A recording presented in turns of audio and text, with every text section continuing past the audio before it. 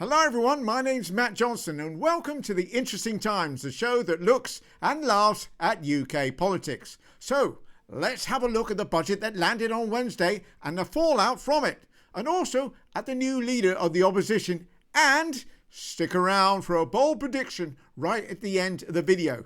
No jumping ahead. I've stuck an advert in the middle anyway. Ha! This was the most anticipated budget ever. Good evening. No, it really was the most anticipated budget, I think, in decades. Thoroughly engrossing as it always is. In terms, I have never seen anything like it. First budget by a woman chancellor, first budget by a Labour government in 14 years, and the first budget to involve numeracy. That can't be right. A lot more borrowing and a lot more debt. The biggest tax-raising budget in British history. Multi-billions. This was a major tax hiking. Rachel Reeves just increased spending by about £70 billion a year. She increased taxation by about 40-odd billion pounds a year. Yes, big numbers. We expected big numbers, and by God, we were not disappointed. Okay, so I won't pretend I like everything about this budget. The two-child benefit cap being kept in place, as well as the loss of the disability benefit restrictions as a hangover from the Tories, should be scrapped. The rise in the bus cap from £2 to £3, which represents a 50% raise for people that use buses. Yes, the poorest in society. And then not to increase fuel duty does seem like more of a play into the right-wing press gallery more than anything. And then there's the scrapping of the winter fuel allowance for pensioners, which looks more and more like some sort of political suicide, especially when you consider the triple lock on pensions. For those that don't know, that is that the state pension will increase by inflation, average wage growth, or 2.5%, whichever is the highest. It's pretty unsustainable, with a large section of society getting older. I'm a long way off. How long? What's the time now? Anyway, Labour has kept that, which is good. But the big thing people will take away from all this is not the triple lock on pensions, it's the triple loss by businesses, as particularly small businesses. Raising of national insurance contributions on people you employ, nearly halving the threshold at which you start to pay that, and raising the national minimum wage. There are other things necessary, though, that are good. Nearly £2 billion set aside for the victims of the post office scandal, and nearly £12 billion set aside to compensate the victims of the NHS blood transfusion scandal, both of who were either let down or completely ignored by the Tories. What about the money for the post office scandal and the infected blood scandal? Your government didn't fully compensate either group, and according to the Chancellor, didn't allocate funds either for it. Well, the big one of those is infected blood. It is. I think it's going to be £12 billion from memory. We 11.8, yeah. We didn't know what that was going to be. Yes, we knew that was coming and we planned for it. No, they didn't.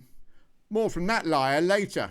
An extra £2.5 billion to build schools, which have been falling down around pupils' ears and indeed in front of their pupils. An extra £22.5 billion to the NHS to stop the sick being let out on trolleys in corridors for hours, sometimes days on end. An extra £5 billion to help build an extra 1.5 million houses. Also, an extra £500 million to fix potholes. Trust me, as a former driver, it makes a difference to the longevity of your car. And yes, they are committed to finishing HS2 so that the high-speed train ends up in Euston, Zone 1 in London, rather than the building site in Bedford. They're also increasing their national minimum wage for everyone and 1p off a pint of beer in pubs. But that's such a small amount, it would amount to not much more than £10 a weekend for your average Englishman. Savings may vary in Wales, Scotland and Northern Ireland, and it's raised £40 billion in taxes by various measures, most contentiously by increasing national insurance contributions from 12.5% to 15% and increasing capital gains tax, getting rid of non-dom status, VAT on public schools, raising stamp duty on second homes and various other measures. And for Rachel Reeves, this was a painful budget. But that was because of the bunch of pains sat on the opposite benches. Madam Deputy Speaker, the party opposite failed our country. The British people have inherited their failure. The party opposite hid the reality of their public spending plans. The previous government also failed to budget for costs that they knew would materialise, because the Conservative Party has not changed. Rishi Sunak and Jeremy Hunt have sat white-faced with fury throughout that budget announcement. Yes, I mean, Rishi Sunak famously not white-faced, but they certainly weren't happy. Yesterday was a bad day for trust in British politics. I mean, I don't think anyone actually believes this 22 billion number that she has been peddling. But the OBR, they've not stood up the Chancellor's claim of £22 billion black hole. But they have said this, Jeremy Hunt. The Treasury had information about £9.5 billion worth of pressures on spending that we were not aware of because they didn't disclose it. It's a very bad day, not just for the economy, but actually for trust in British politics. Can we have a moment of clarity, honesty even from you, Jeremy Hunt? Well, I'm not sure who to believe. Labour and the OBR or... Sorry, what were the options again? The government provides almost no detail about how that is delivered.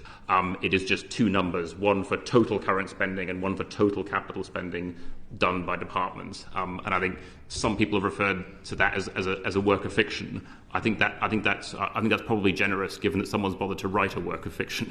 That indeed was the OBR reporting to the Economic Affairs Committee of the House of Lords in relation to the lack of information from Jeremy Hunt. It's not good when the Treasury for the country's budget figures for the year look less complete than a startup company trying to get people to sign up for a pyramid scheme.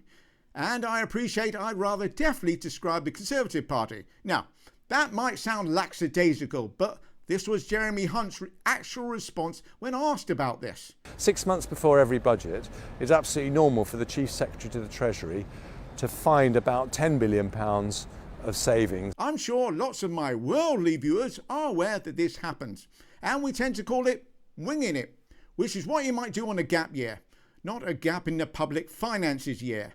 But that wasn't the most jaw-dropping thing that Jeremy Hunt had to say. Liz Kendall said many times that she doesn't agree with welfare sanctions. So if you take away the stick, and you need lots of carrots, but you also need sticks, you aren't going to remake our welfare system. And the good thing about sticks, of course, is how cost-effective they are, as opposed to carrots, or indeed a gun.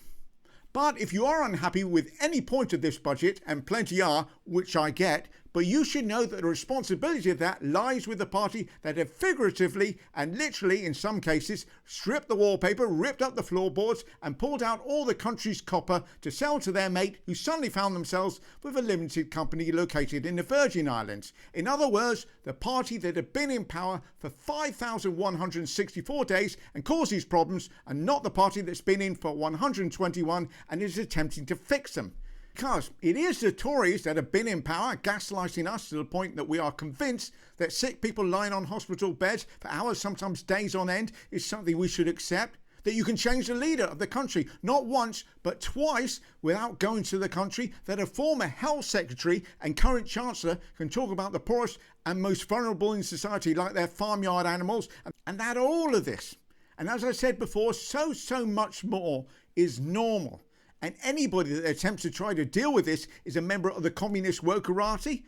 And you can talk about the size of this budget. You can talk about debt, borrowing, fiscal rules, revenue, expenditure, and revenue expenditure. The IFS, the OBR, the IEA, all of this isn't important. Not really, because this is a government that does want growth through the private sector and is prepared to work with them. But on our terms. There's a reason Musk wasn't invited to that big tech weekend. We don't just want money for the sake of money. We want a well looked after, healthy and happy workforce. And if people don't want to invest in that, well, then we don't want their money anyway. And that is a big thing about this budget. Who it has upset. And when you look at that, well, we could be on to a winner. I didn't like any of the measures, as you can imagine. One of the worst budgets of all time. And of course, we all remember when the Tories took over from Labour 14 years ago, the money situation wasn't great. I'm delighted to say that here in the studio with us, Liz Truss is here, former Prime Minister. Welcome. Hello. They are dooming us to another Venezuela. They really, really are. In your view, is this a budget for growth? Could it be a budget for growth? Well, obviously, it's not a government budget for growth. In case you're wondering, that is Jacob Rees-Mogg, an ex-Tory MP and Business Secretary when the disastrous budget happened, interviewing Liz Truss, the Prime Minister, when the most damaging budget in history happened, telling everyone how bad this budget is. That was GB News. Talk TV, meanwhile, stuck with their tried and tested and failed method of just inviting any old Tory on. In this case, an ex-Tory, as they brought on Tom Hunt. There does seem to be a lot of Hunts in this Conservative Party, who has been out of work since losing his seat in July. Boy, does it show. So I watched it all, you'd be glad to know. It's the first time I've actually really watched the Parliament channel since the election. I mean, I was not impressed at all by what I heard from the Chancellor. Back to sitting in your pants watching daytime TV, Tom. Don't worry, though. Jeremy's coming round shortly with a motivating stick. Economically, I sat listening to the numbers thinking this budget is illiterate. I don't know who's doing the sums, whether perhaps it's the Right Honourable Member for Hackney North. Oh, that's Nigel, having a dig there at Diane Abbott over her getting muddled over some numbers about a decade ago. Oh, how embarrassing. Almost as embarrassing as a man claiming to run lots of businesses and having a sharp business brain, not understanding the difference between illiterate and innumerate, or who gushed over Liz Truss's budget. I was just gently teasing, that was all. Good old Nige. Good to see he can have a laugh. I will give way. I just question when he talks about investment in our country and in businesses, whether he'd prefer to have investment from our government or whether he'd prefer to have investment from maybe the Russian government. Maybe one or two members of the House ought simply to grow up. She was just gently teasing, that's all, Nigel. In other news, the Conservatives have a new leader. It's Kemi Badenoch, the lefter of two evil right-wingers. And yesterday she made her acceptance speech at Conservative HQ in London, which I'm not going to show you, obviously. Just imagine plenty of denial and we'll be back in power before you know it and blah, blah, blah, blah. Now, I have enjoyed this leadership election just so much. From the fuck-up over Cleverly not making the final two, from the fact that this election has gone on for way too long. So long, in fact, that we've all forgotten that Priti Patel was actually one of the contenders when it started. Or the ever-increasing personal attacks between Badenoch and Jenrick whilst they preached party togetherness. But something that was spotted on Twitter was the stop clapping from Michael Jenrick, Robert's wife. Take a look.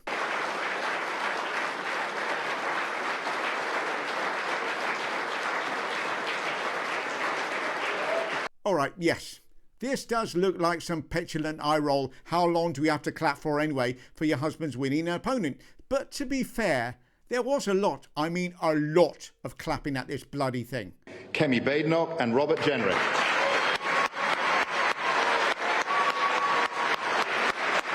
Right, well, as I said, you see loads of clap. Oh, for fuck.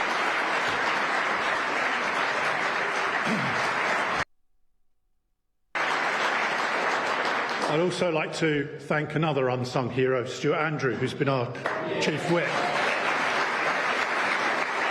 All this incessant clapping, ridiculous. Sorry, I'm a big believer that you should only clap when you hear something worth clapping for. So we suffered a devastating defeat on the 4th of July. Encore! Encore! And finally, back to the budget. We've heard a lot today from politicians and political editors and reporters. But what about economists?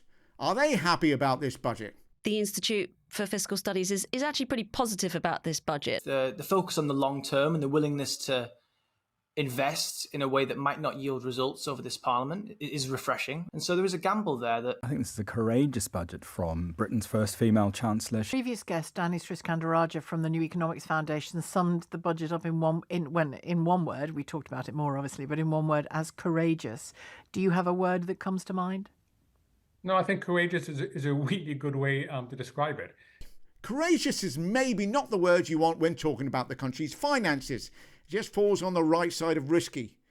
But we do want growth, so you've got to invest. But here is why I don't think it's that much of a risk. And this is my bold prediction. Come the next general election, if we are starting to see the growth starting to rise, then that, along with the functioning NHS and schools working again and more money in people's pocket, means Labour can look a bit more positively at the 2029 general election. However, if something's happened, another virus sweeping across the country, or banking crisis, or housing market collapse, or some other unforeseen blip, then they could be in trouble. But there is a possible way out. The other big elephant in the room, of course, is Brexit. And our economy won't grow strongly again unless we repair our broken relationship with Europe. When you look at the loss to the economy of Brexit, it's about the same figure. If you agree with this OBR forecast, do you agree that actually Brexit knocked 4% off our GDP? Yes, the Brexit question gets thrown back in the mix. Now, I know people will say it's not been long enough, etc., but it would have been 13 years at that point. Long enough, I think, for people to say it hasn't worked and Labour can run the next general election on who wants another referendum. Now, also by this point, people would be ready for another one, I reckon. I could be wrong. To find out, join me again in, 4 years. Or tomorrow, I'll have another video out by then. Thank you all so much for watching, and if you have enjoyed these vids, then subscribe, share, and hit all the notifications bell, and I'll see you Sunday. Take care.